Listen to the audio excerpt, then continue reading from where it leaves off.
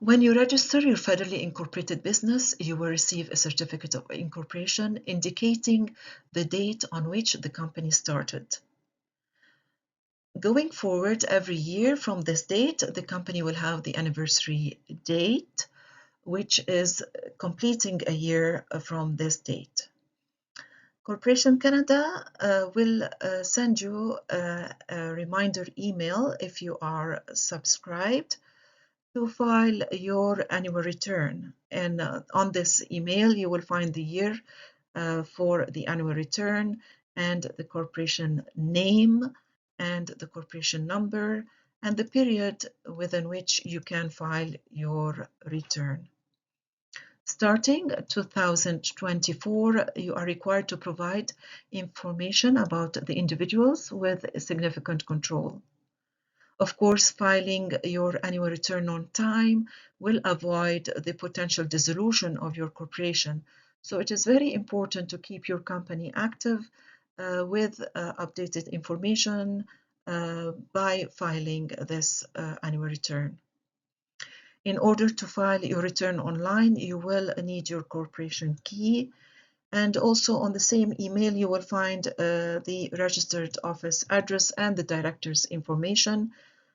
Just review them, make sure they are accurate and updated.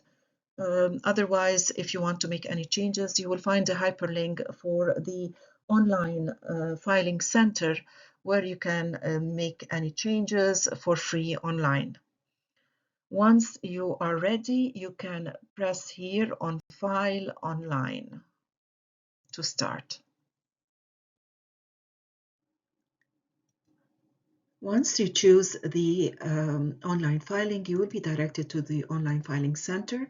In our example, we have the ISED account ready, but if you don't have one, you have to create My ISED account, which is the Innovation, Science, Economic and Development account.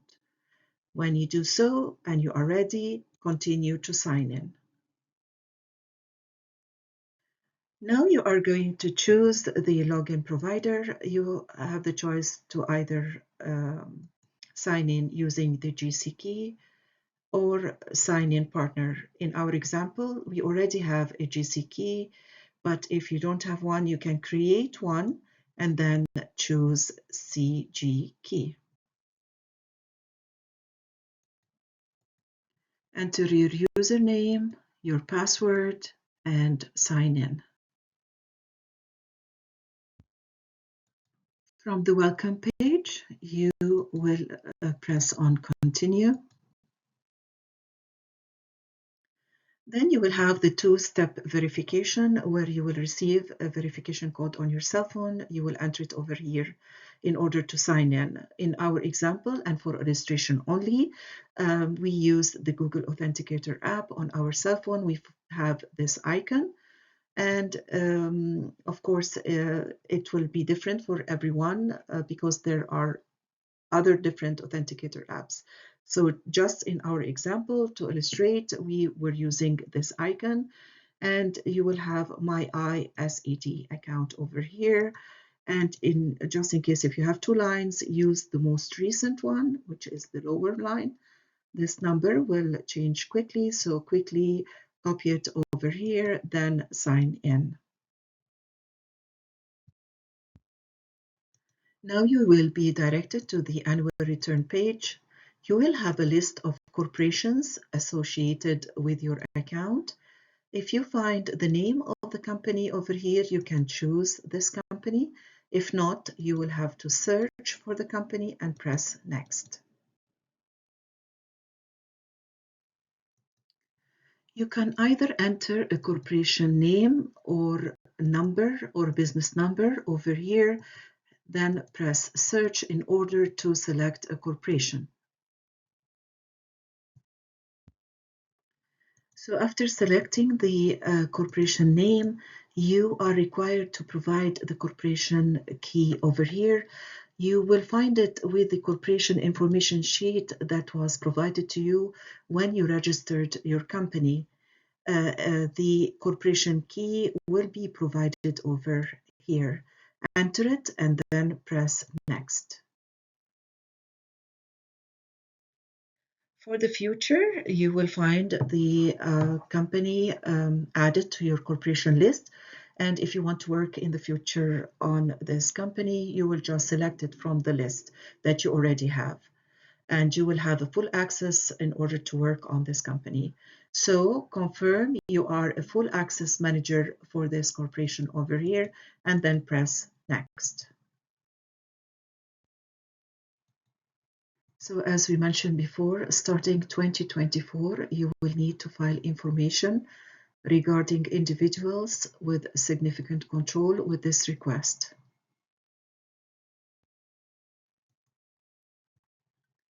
You've chosen to file an annual return for, they will mention the corporation name, business number, registered office, directors, and press next. First, you have to enter the contact information, the name and address where they can send you the confirmation of this filing. So you will start by entering the first name, last name, telephone number, email address, and then press next. Next step will be about the annual return information. You will start by choosing the year of filing, which is still due, and in our example, it will be 2024. So as we said in our example, the year of filing would be 2024. We enter it over here, but we did not have any annual meeting for last year, so we did not enter any information over here. Now we have to choose the type of corporation, if it is non-distributing or distributing corporation. Choose one of the following options, it is required. The first option is the non-distributing corporation, does not file documents with the Securities Commission, and does not sell shares on a stock exchange. As a tip, most of the corporations are non-distributed corporation, and this would be our choice in our example. The second option is the distributing corporations, which files documents with a Securities Commission and sells shares on a stock exchange. After that, we have the authorization that the directors or the officers of this company will sign the printed copy of the documents. You enter the name and telephone number of the director of the officers of the or signing officers of the company, and then press next. The next step is to review, print, and sign the annual return. So first of all, you have to review that all the information is correct, then print a PDF format of the document, and the director or the signing officer has to sign the document, and you have to keep it for your record. After you finish, you have to check mark the box over here to confirm that the documents were signed, and then press next. Now we have to add the individuals with significant control, which is step number 4 out of 6. As we mentioned before, starting from the year 2024, we have to enter the individuals with significant control. So probably you will not find the information for the individual of significant control on your list for this year, so we have to add them. First step to add individuals with significant control is to choose one of the following options, which is required. In our example, the owner of the company owns 100% shares of the company. So our option will be the first one, which is list the individuals with significant control over your corporation. Applies to 95% of businesses. The second option would be the corporation has no individuals with significant control or is unable to identify any of the individuals with significant control. The third option is that the corporation is excluded from providing information about individuals with significant control to Corporation Canada. For example, it is a public corporation, whose securities are listed on a stock exchange. After you choose your option, press Next. Then we can press over here to add individuals with significant control. Now we are going to enter the information about the individuals with significant control over the company, or basically who owns the company. And be careful, the information you are going to provide over here, it will be publicly displayed on the Corporation Canada website unless indicated otherwise. So the first thing you have to enter is the first name and last name of the individual who has control over the company.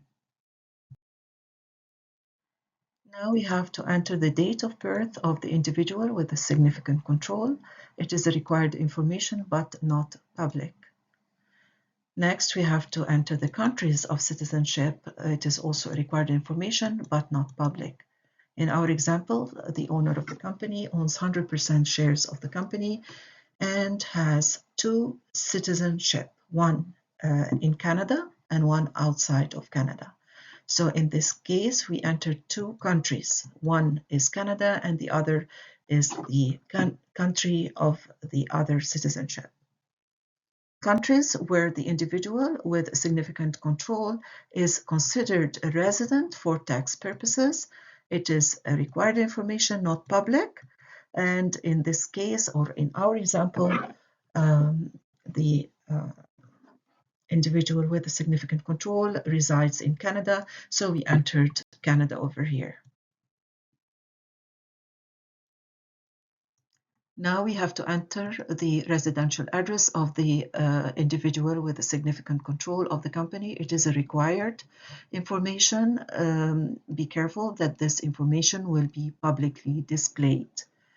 In our example, we entered the mailing address of the company. You have to look up the address over here and choose from the list, and then it will be automatically filled out the country, the street number 2 if you have a suite number, the province, the city, and so on. After completing the postal code, which is required, should a different address be made public? This is required. In our example, we said no.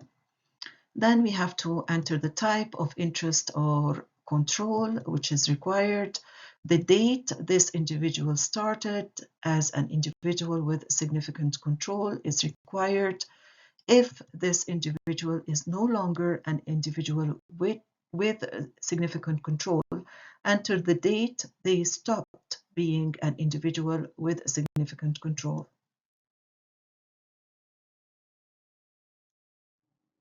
The first question about the type of interest or control which is required. You have three options. In our example, as we said, the owner owns 100% shares of the company. So our choice will be the first option, owns, controls, or directs 25% or more of shares. The second option has control in fact over the corporation without owning any shares. And the third option has a combination of shares and control in fact. Next question will be directly or indirectly held, which is a required information. Indicate whether the individual holds the shares directly or indirectly.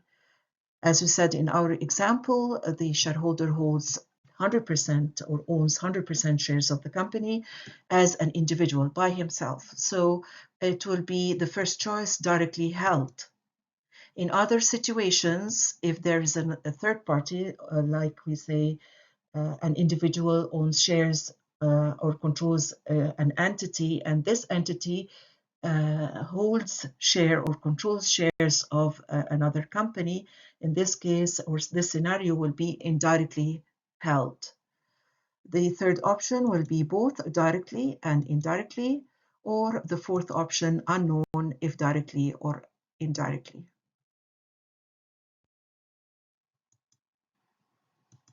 Next, we are going to talk about individually, jointly, or in concert, which is required.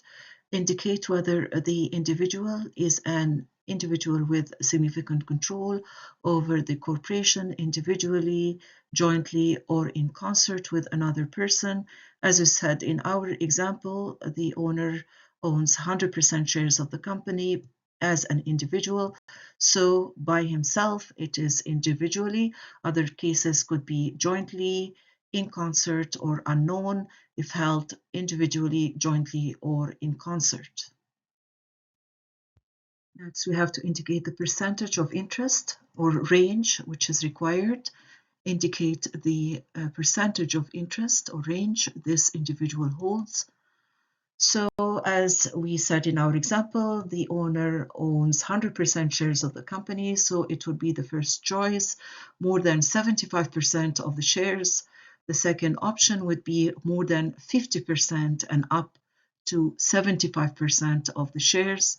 Third option, at least 25% and up to 50% of the shares. Number four, less than 25% of the shares. And number five, an unknown percentage of shares. Now we enter the information about the individual with a significant control, and you will find them over here. The name of the individual, the control started date, the actions if you want to update or remove, and then press next. Now we have to review and confirm the information provided. First of all, you have to review it and make sure everything is correct. Then you can download the PDF from here. You can save it and print it for your records. And of course, you have to check mark the box beside the confirmation that the information provided is correct. At this point, I wanted to share with you my experience after entering all the information up to this step. The system shut down and I wasn't sure if the previous information were saved or not. So when you sign, if this ever happens, you can sign in to your online filing center. Under quick links, you will find manage resubmissions and saved requests. If you press over here, I will show you how you can go back to where you stopped. When you reach the manage resubmission and save request, we are looking for the saved request. So you have to scroll down. Just remember that we didn't make payment up to now or obtain a submission confirmation number up to now. It means that the return was not filed up to now. So under saved requests, you will find the request that you were filling out saved over here. Press on resume to continue. Now we have reached the step number 5 out of 6, which is the annual return reminder notices. This is very helpful tool for next year to always remind you about your annual return filing. Usually you will use or save the company's email address, but also it is very helpful if you want to add your personal email address.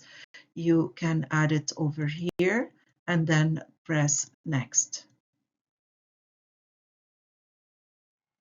Now we have reached the last step, which is proceed to payment.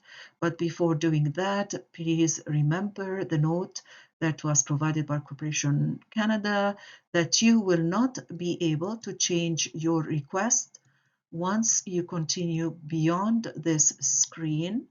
And if you close the payment page, you will have to contact them to retrieve your request, and this will cause lengthy delays. Are you ready to pay for your request? When you are ready to pay for your annual return, please press yes. Then you will be directed to the payment page, then enter all the information and make payment. After processing the payment successfully, you will obtain a confirmation number and a receipt of payment. Then you will have your request has been submitted successfully with a request ID that you can print and keep for your records.